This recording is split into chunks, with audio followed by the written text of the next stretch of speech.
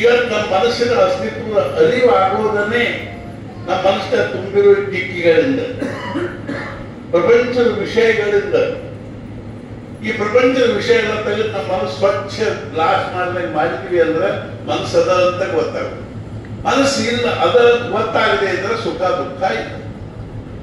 ಇದಕ್ಕೆ ಉನ್ಮನಿ ಅವಸ್ಥೆ ಅಂತ. ಮನಸ್ಸನ್ನು ಮ್ಯಾಲಕ್ಕೆತ್ತು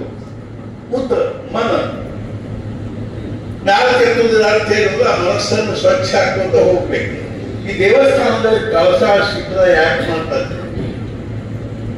ನಾವು ವಿಚಾರ ಮಾಡಿ ಹೇಳ್ತೇವೆ. ಕಳಸ ಅಥವಾ ಶಿಖರ ಹೆಂಗಿರ್ತಾವ ಹಿಂಗೆ ಚೂಪ್ ಹಾಕೊಂತ ಹೋಗ್ತೀವಿ. ಅದು ನಮ್ಗೆ ಏನ್ ತೋರಿಸ್ತದ ಅಂದ್ರೆ ನಾವು ಇನ್ನೊಂದು ಏನ್ ಮಾಡ್ತೀವಿ, ಯಾವುದೋ ದೇವರ ವಿಷಯವಾಗಿ ಯಾವುದೇ ಮಾತಾಡೋ ಎಲ್ಲ ಭಗವಂತನ ಇಚ್ಛಾ ಇದೆ ಅದು ಯಾರಿರ್ತಾರ. ಆ ಕಳಸ ಶಿಖರ ಹೆಂಗ ಅದು ಸಣ್ಣ ಹಾಕೋತ ಮ್ಯಾಲ ಚೂಪ್ ಹಾಕ್ಸೋದನು ಆ ಕಳಸದ ತುದಿ ಹಂಗ ನಮ್ಮ ಮನಸ್ಸು ಈ ಪ್ರಪಂಚದ ವಿಷಯಗಳಿಂದ ಕಳಿಸ್ಕೋತ